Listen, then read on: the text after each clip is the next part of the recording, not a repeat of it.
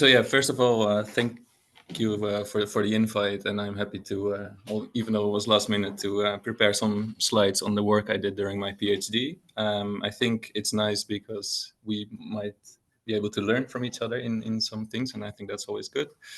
And like already was mentioned, I did my my PhD in neuroimaging, and I was focusing on neuropsychiatric disorders, so OCD. With many types of different scans and sequences. But for today, I will focus mostly on the spectroscopy, so the measurements of metabolites in the brain and the different ways to do so. But before I start, I will give you a little bit of an outline. So first of all, we will start with a bit of OCD, so obsessive compulsive disorder. What is it? How many people do have it around the world? And if you have it, what kind of symptoms do you have? Are there any treatment options? Things like that, just to give you a little bit of a background. And also why we think it's needed to do neuroimaging in these people to see if we can find differences in the brain and perhaps help them in the future. So that's the rationale behind the projects. And then we will dive a bit more into the technical part of magnetic resonance spectroscopy, the different forms, and I will do that based on the studies I performed and the analysis I did. So hopefully it will give you a nice rounded story in the end of the possibilities, but also some of the things that perhaps are not as optimal as we want yet. Like I said, I had multiple papers during my PhD, but we'll focus mostly on the spectroscopy, so the later chapters of my thesis.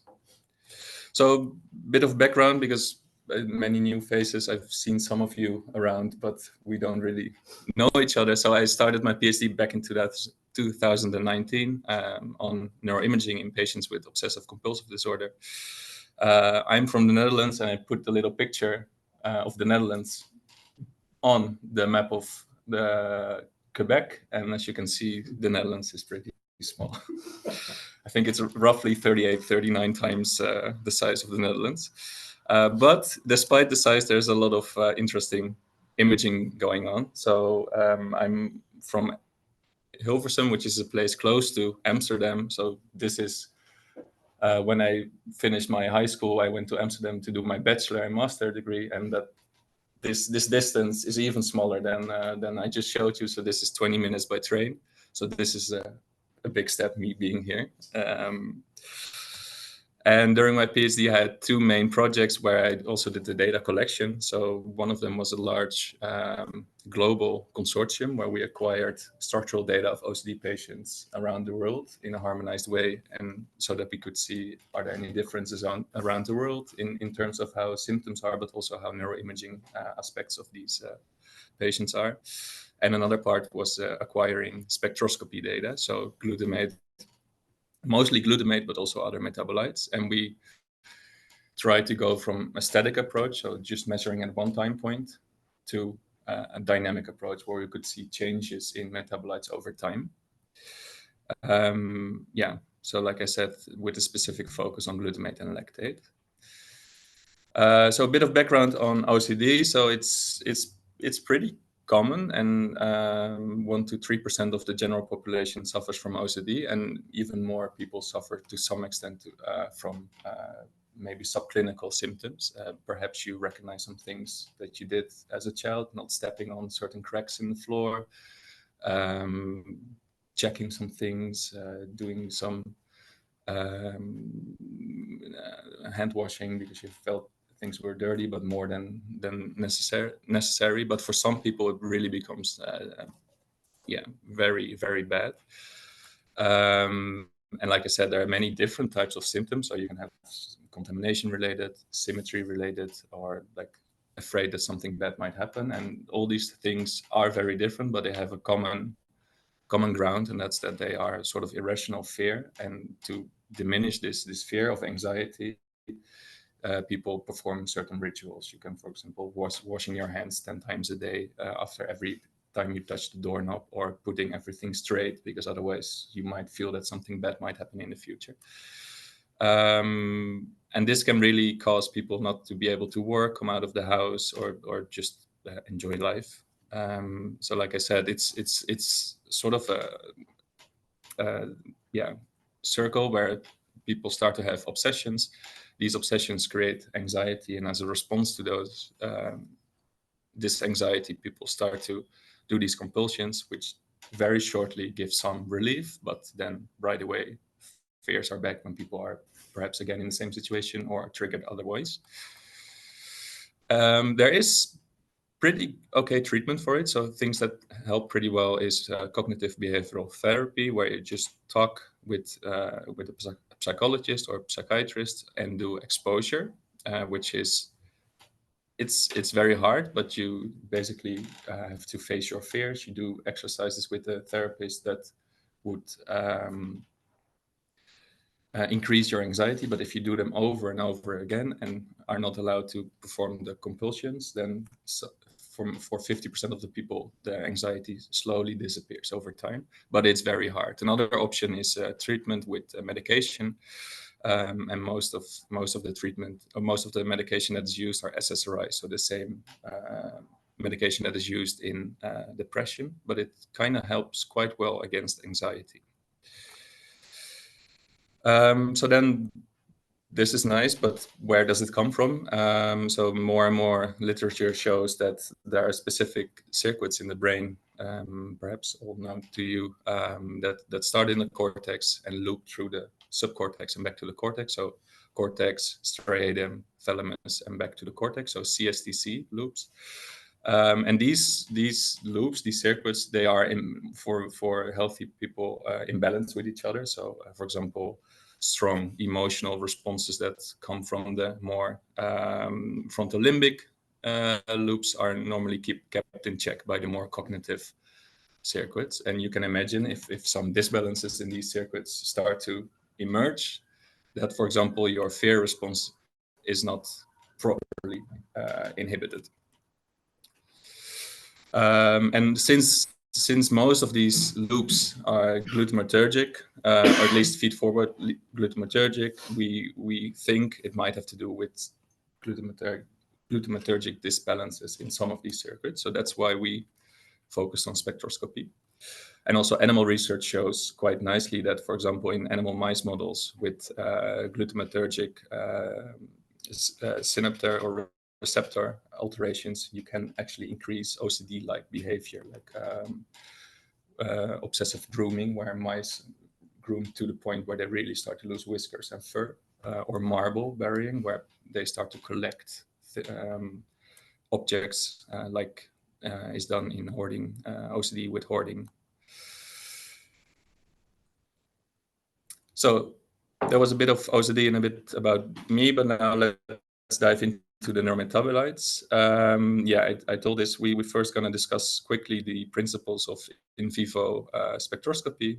We'll show you some different forms based on the studies we did during my PhD.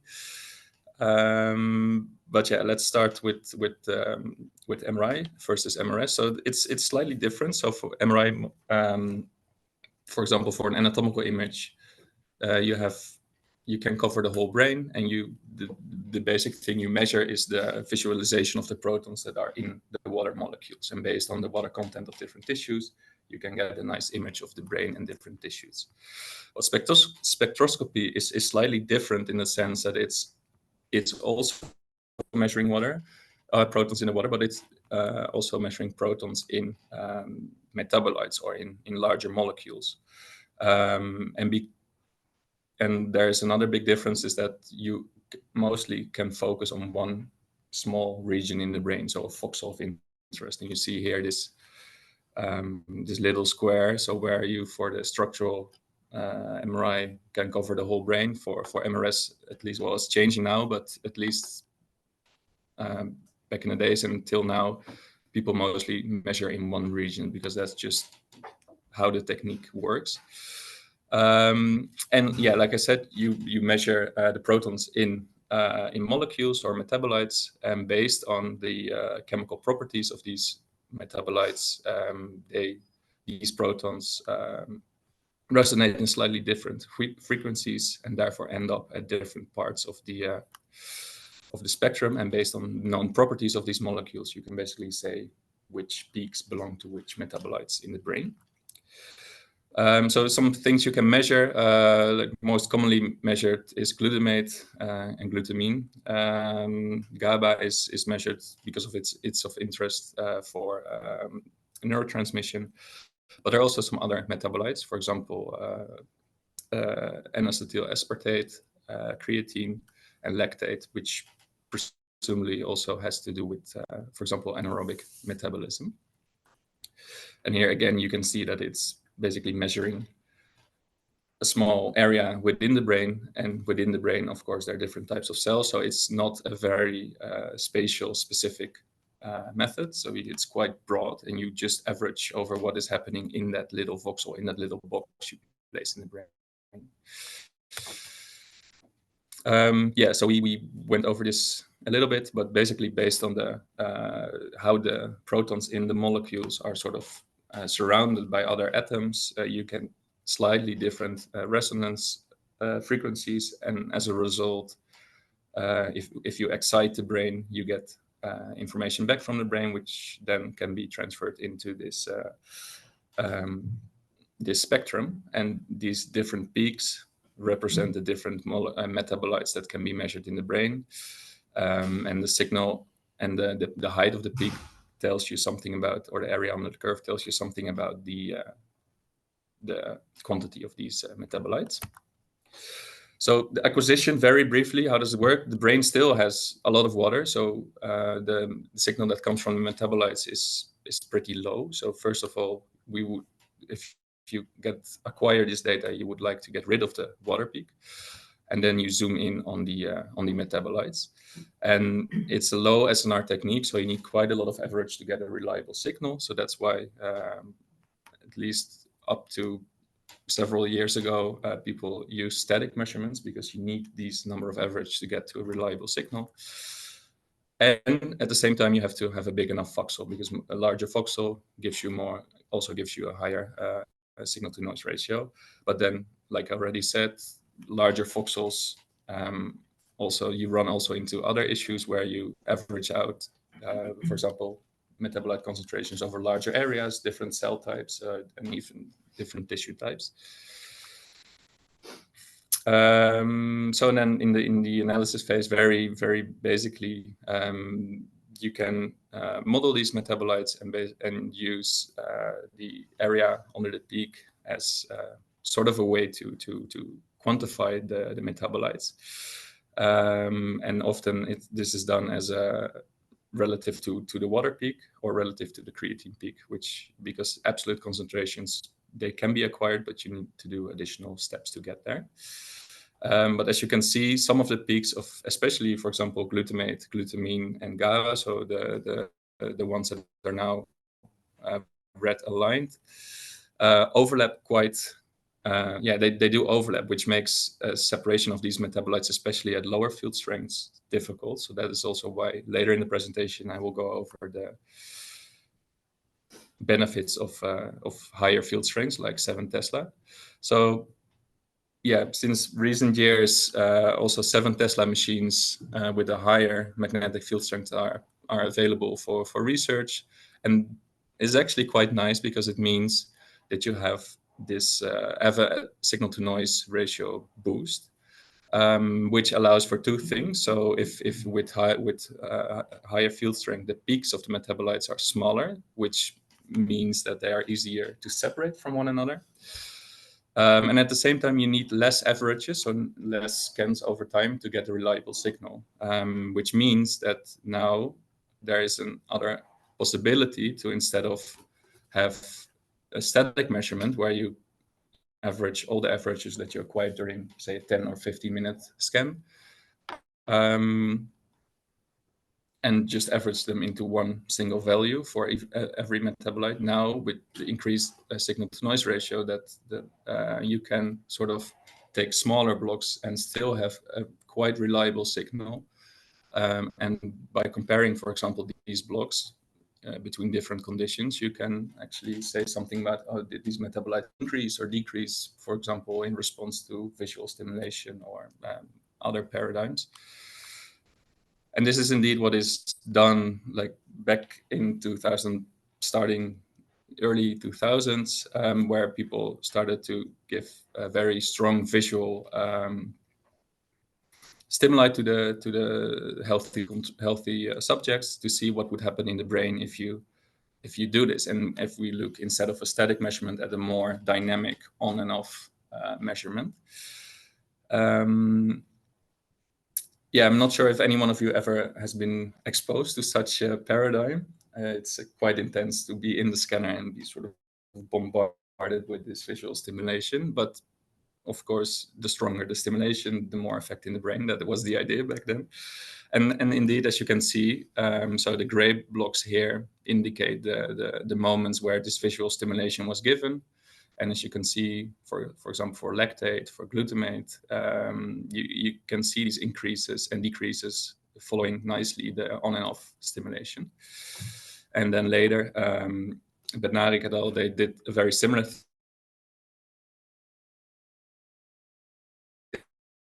thing. And what they also nicely showed was that the increase in glutamate, for example, was related to the increase in the bolt response. So normally activation is measured with the bolt response with fMRI. So these two seem to be related. So yeah, we've gone over this, but a quick recap. So OCD, the circuits that are involved in the OCD sort of pathophysiology are the cortical striatal-thalamocortical circuits. So these circuits that run through the cortex, striatum, thalamus back to the cortex. And there is some evidence that glutamate transmission might be altered in OCD, with the result of creating disbalances between these separate loops. So yeah, like I said, we're gonna move quickly from a more static example in steps to a more dynamic study that we did. So in the first bit, I will tell you a bit more about the static measurements we have done in OCD. And like I said, you basically create this one snapshot, and you have one value, and that's just like a baseline metabolite measurement. Then as a next step, we thought, okay, if we have these static measurements, but in the same scanning session also, for example, do a fMRI task, perhaps we could say something about how these two are related. So for example, if you have lower baseline levels of glutamate in a certain brain region, will that sort of predict how you will respond, or how your brain will be activated during a task? That's the second part. And then the last part is about 7 Tesla, where we really try to put the two sequences at the same time, so we could measure the glutamate and the bold response at the same time. So you wanted to just find this relationship? Yeah. There's no way to like make some changes in the metabolic? Yes, we did tasks, especially for the 7 Tesla one, the later part. We do a task for OCD patients that is showing pictures, but I will come back on that later. That should induce symptoms and also some visual information. So we expect the brain the brain activation to change, but we don't know what happened with the metabolite. So that's what we're gonna look at. So yeah, when I started my PhD, sort of the first thing you do in the Netherlands is write a review or systematic review. It's a good way to get into the literature. So we did that on the available literature in static MRS at 3 Tesla. And we acquired 22 studies. And I put this picture here because I think this is pretty exemplary of how some downsides here are pretty clear right away. Because like I said, spectroscopy, you can measure only one specific region in the brain. And basically everyone is doing something different, which makes it very hard to compare results between studies. So as you can see, for example, although the regions that people are interested in do overlap quite nicely with the regions that people think are sort of implicated in OCD, the sizes that people use for the voxels, or even the scan parameters that were used behind the scanner, are very different, which makes it very hard to compare these results.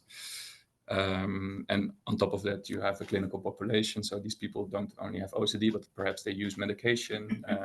Perhaps they have other comorbid disorders. So, for example, OCD patients, up to 40% has comorbid, so simultaneous depression. So all these things making reliable conclusion based on these studies made it pretty difficult. And I think just to emphasize that this is, you don't have to get the whole table, but what I want to show is here, this is sort of the overview table we got out of all the 22 studies. So here you see all the regions people measured in on the left, and here you see all the metabolites. And for example, if we look at glutamate or GLX, which is at 3 Tesla, sort of the best way to look at glutamate. It's glutamate and glutamine together. You see that there is actually, a lot nil findings. Some are going up in a region, some are going down in a region, or are observed as lower compared to controls or higher. So there's not really strong, consistent results based on static MRS in OCD, at least. At the same time, we were doing something else. So we had a data set lying around of people from Norway, where they did very intensive exposure. So the CBT treatment that works pretty well for OCD I was telling about, but they did it in 1 week. So people just came in the morning and left at 5 and had really like 4 or 5 very intensive days of treatment, which apparently seems to work quite well. But this short treatment also has a nice opportunity to measure the effects of treatment shortly after and at follow-up. So that's what they did. So they created a paradigm where they measured at baseline, then the OCD patients underwent therapy, and then right after they did another scanning protocol, a scanning session and clinical questionnaire session, and then 3 months later again. And here you see an example of what exposure could look like. So for example, this person could probably have some contamination related obsessions and compulsions, and then it's really like this. People have to touch something that will make them really anxious, but if you do it over and over again, then at some point the fear will be attenuated. But you can imagine this is very hard for the patients. And then in this case, we measured in the dorsal cingulate cortex. So what were the effects of treatment on the neurometabolites? So before and after treatment.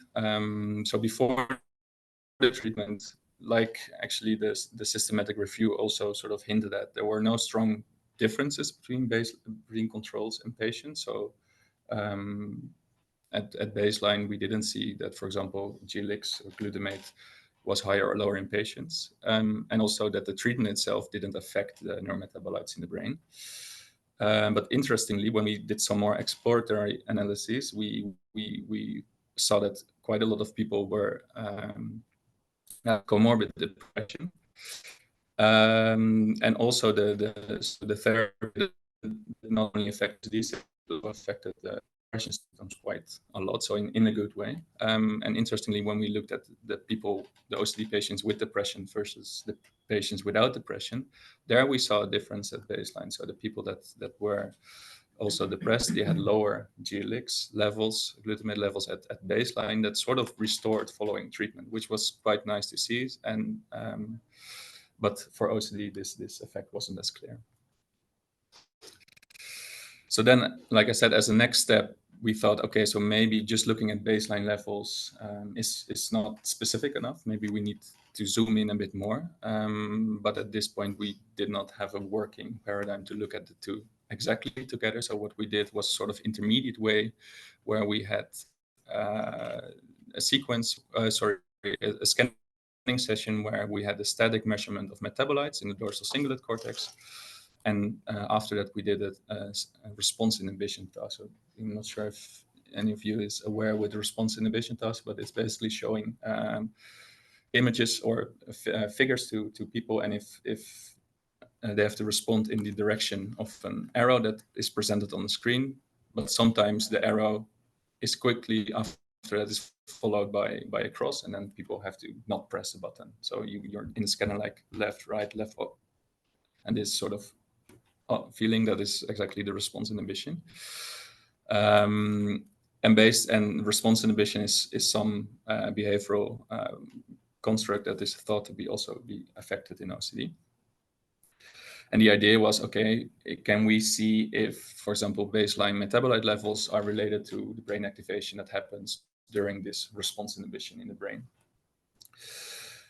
Again, it was very hard, I have to say, to interpret these data because we saw some relation with activation in the brainstem and lower thalamus that was related to the levels of GLX in the dorsal cingulate cortex when healthy controls had to inhibit their responses. But this effect was not seen for patients. And yeah, to this day, we're not completely sure if that is because this is sort of impaired in OCD patients, or that it's just because we had a low sample size and the data could be noisy and in that way affect the absence of result. And the other thing is that it's pretty hard to link the two together because they were not simultaneously acquired. They were, although done in the same scanning session, not at the same time. So it's hard to really link the two together. So that brought us to the next step. So can we measure the two at the same time, actually? And this was something as a second part of my PhD that, required a lot of time and a lot of pain, but it was in the end pretty cool to do. So this was the spectral study. So we tried to see if we could look at neurometabolite dynamics in the brain, but at the same time also look at hemodynamics in the brain and see if the two were linked. For example, is increased activation linked with increased glutamate response? So this was me back in 2018, early 2019. We did a lot of test scans. So the nice thing in the Netherlands is that PhD students do all the scanning themselves, which is pretty cool, I think. But it's also a steep learning curve when you arrive. I have to admit that. So in the beginning, we wanted to make this functional MRS sequence work, but we needed special patches on the scanner to make it work. We had to do a lot of pilot sessions. And here in the picture, I scanned one of my three brothers. So they were my participants for a long time. They were happy to do so until my mom said that they were not allowed to go on the scanner anymore.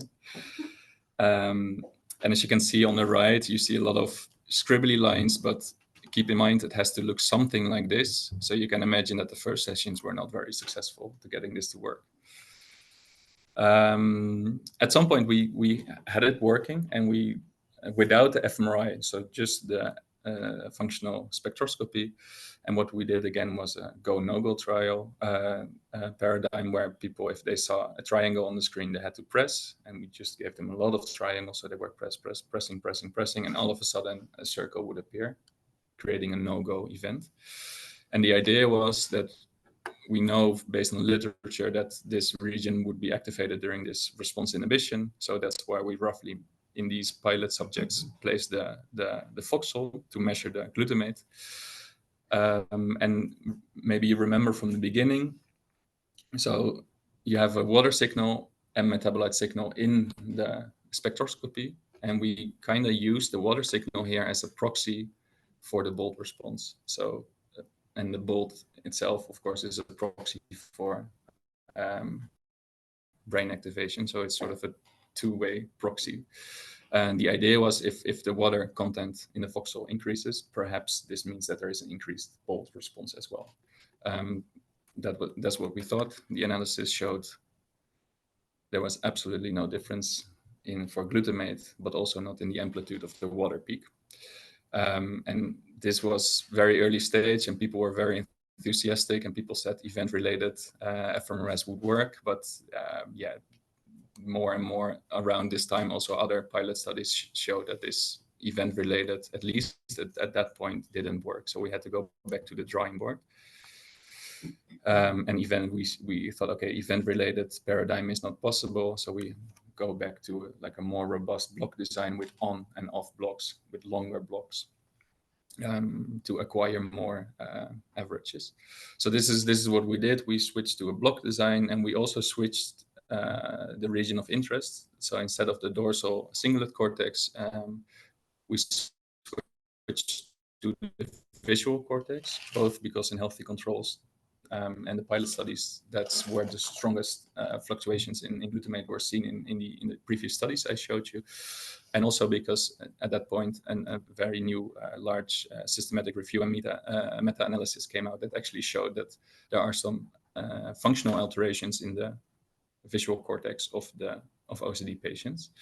And because this all took a very long time, in the meantime, new technical improvements were developed. For example, a dual shim tool. So you need a shim tool to get a reliable signal from both the fMRI and from the spectroscopy, especially if you want to put them in the same sequence, because those two sequences, they will affect each other and will deteriorate each other's quality, especially if you put them very close together. And with this dual shim tool, we were sort of able to work around this a little bit by switching the shims every TR.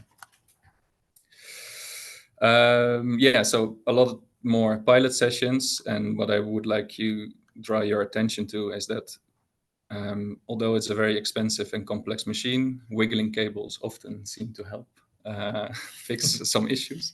But still, we had quite a lot of paradigms sessions with a lot of error signs sequence that didn't work. But in the end, we got it to work. So we had a block design with on and off. We decided to do a symptom provocation, which I will tell you a little bit more about in a bit. And we measured in the occipital cortex. So very briefly, then we included the OCD patients. So we measured the symptom severity, so the severity of the OCD symptoms, but also the severity of the depression and anxiety-related symptoms. We had a scan protocol where we measured, of course, a structural scan, because you need that to place the voxel for every subject in the brain. So, for example, here. But what we also did was a functional localizer. So we had a very short task, 5 or 6 minutes, where we showed pictures to the patients and healthy controls that were generally unpleasant to watch for everyone. And then behind the scanner, we could do some sort of live conversion to the bold response. And based on the sort of peak bold response in the brain, so the blue blobs you see here, we would also take that into account when placing the voxel for the subject, because the occipital cortex is quite large and there are quite some inter-subject differences in where these peak activations are.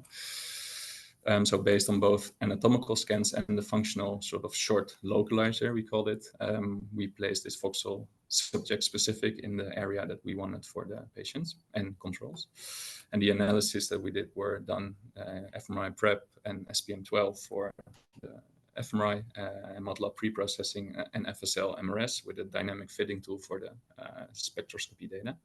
And here you can see the paradigm. So it was quite a long paradigm with long blocks where we had scrambled blocks or neutral blocks and OCD blocks, where we showed people with OCD related pictures. And other literature already showed that showing these pictures to OCD patients in the scanner will increase symptoms and anxiety. So it's not very pleasant, but that's kind of the goal of this paradigm. In terms of time, I think I will go a bit quicker here, but it was on a 7 Tesla scanner with a voxel in the lateral occipital cortex, and the fMRI parameters are here, and I think I can send the presentation around after, so that you could look potentially in more detail. But the last thing I would like to mention, that we had this shim tool that and because of that shim tool, we were able to put the two sequences together without them affecting each other too much. Then for the analysis, I think I will also skip this to go to the results in a bit. But the details are here, so you need quite a few pre-processing steps to get to the to the data as you want it. But the main goal was that we wanted to see what happened with the bold activation in the brain, and at the same time what would happen with the glutamate dynamics in the brain. And here are some in and exclusion criteria that we used that were based on other literature.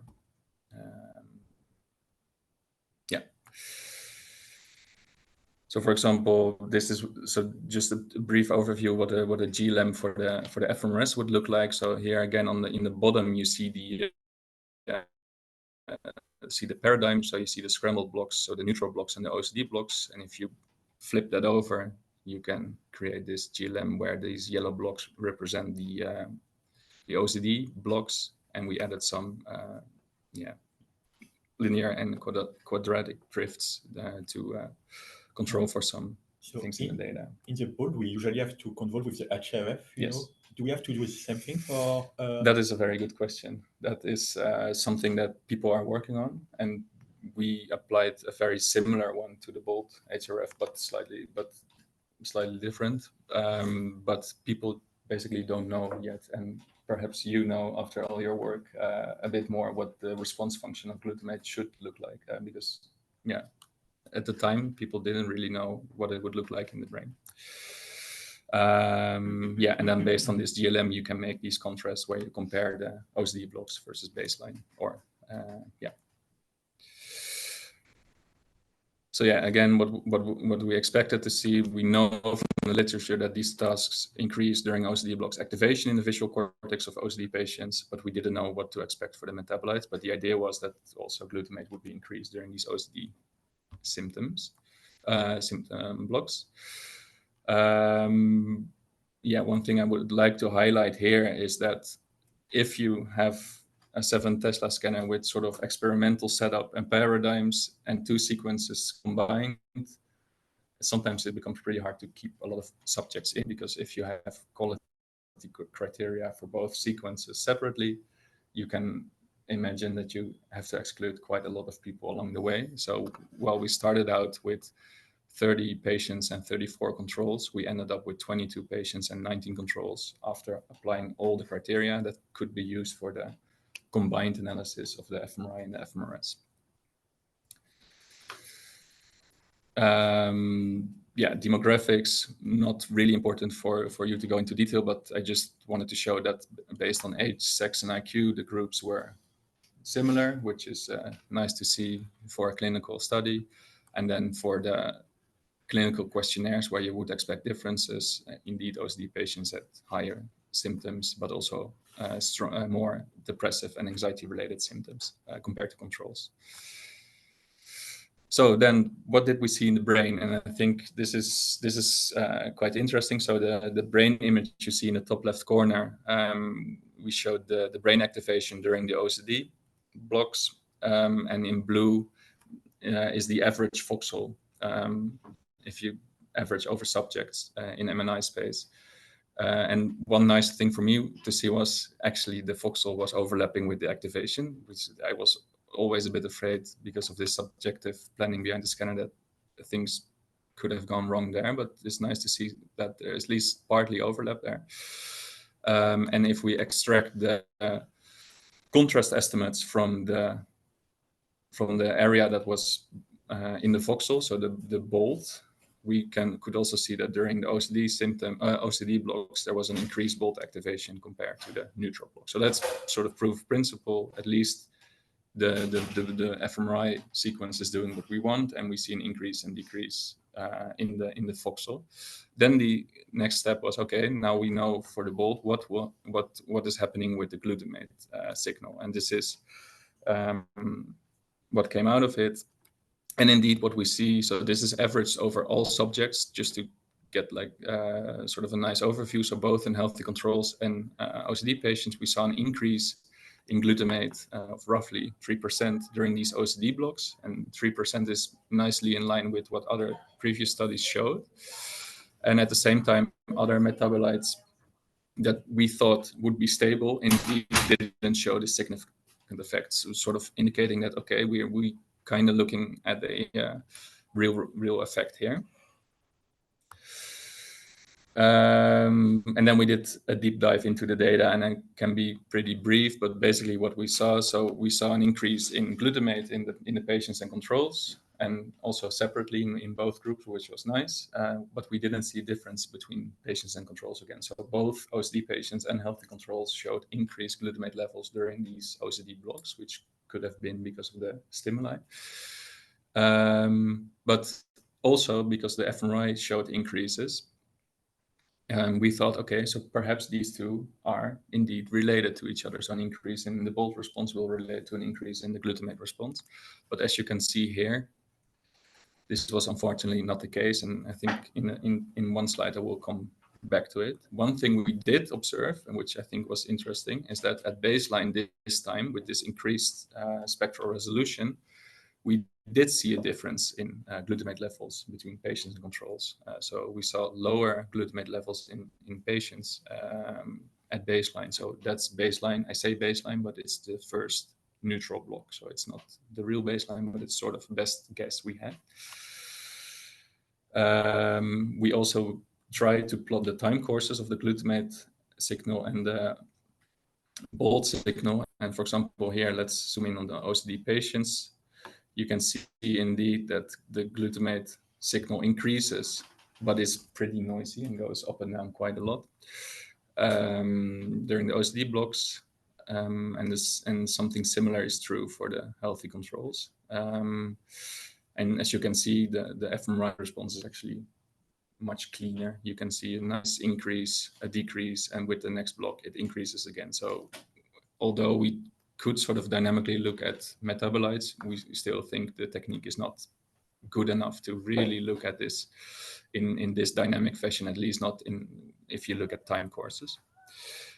Yeah, and also one thing that I think is pretty striking is if you combine all the subjects, you see that these curves get better. So showing that you need quite a lot of data. You need quite a lot of data to get a reliable signal again. So this is still very much a spectroscopy issue, I guess. I will skip over this, but it showed basically that some of the clinical questionnaires were related to either the strength of the BOLT response or the strength of the glutamate increase in OCD patients. So there seems to be some relation there, and the clinical measures seem to, for example, in this case, depression and anxiety seem to be related to the strength of the activation in the brain for both the BOLT and the glutamate signal. So showing that there might indeed be some glutamate impairments in OCD patients. Yes. So conclusion and next steps. So like I said, we observed higher BOLT and glutamate levels in the occipital cortex during symptom provocation in patients and controls. We did not see any case control differences, but only a difference at baseline. And as a result, and we also did not see a correlation between the BOLT response and the glutamate response. And some things we think could have caused that were the long blocks. So the long blocks, and this is your question, we don't really know what the glutamate response function was, at least not at that point in time. So perhaps, although they both increase within that block, if you try to link them together and they have a very different time course, they probably still are not correlated with each other. Also, the sequence itself might not be optimal to get the best quality data because you still put two sequences together in a very short time that will affect each other quite in a bad way. Although we had the shimming tool, sometimes, as you could see, based on the number of subjects we had to exclude, could affect the data quality.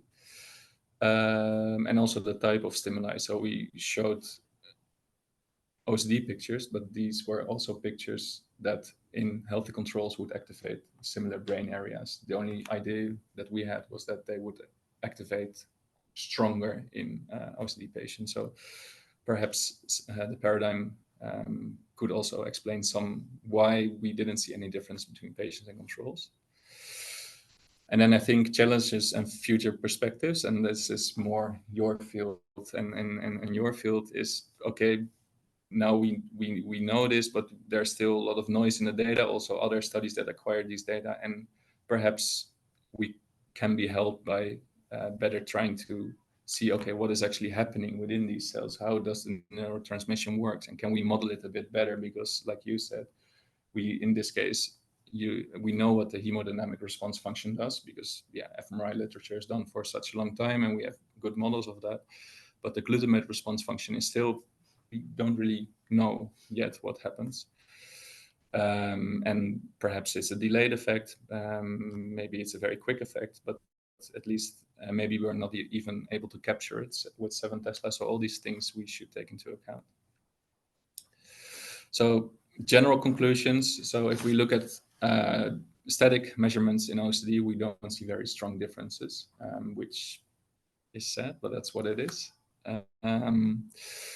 We did see some effects of treatment on the glutamate or GLX in depressed patients, which kind of is interesting and also in line with literature that these metabolite alterations do exist in depressed patients.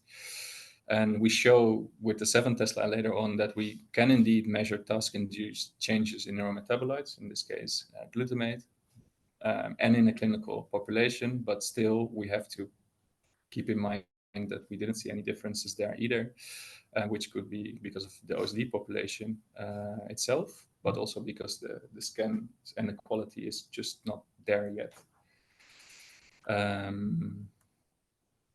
Yeah, and this is something I would like to end with, because this is sort of the PhD expectations versus reality. I think it's always nice to show, especially if there are starting PhD students, because if you start your PhD, you normally think that things will progress quite nicely over time. So you will do some data inclusion, you will write your papers along the way, every nicely spaced out. And like I said, especially developing the 7T sequence was quite a lot of pain. So the reality often is a bit more like this, where things go up and down along the way, but in the end, you will get to a decent PhD, I would say. And with that, I would like to thank my old supervisors, the people that were involved in the sequence implementation, but also you for listening, and also the people at Zoom for listening. So thanks again. And if there are any questions, if there's still time, then I would be happy to take them.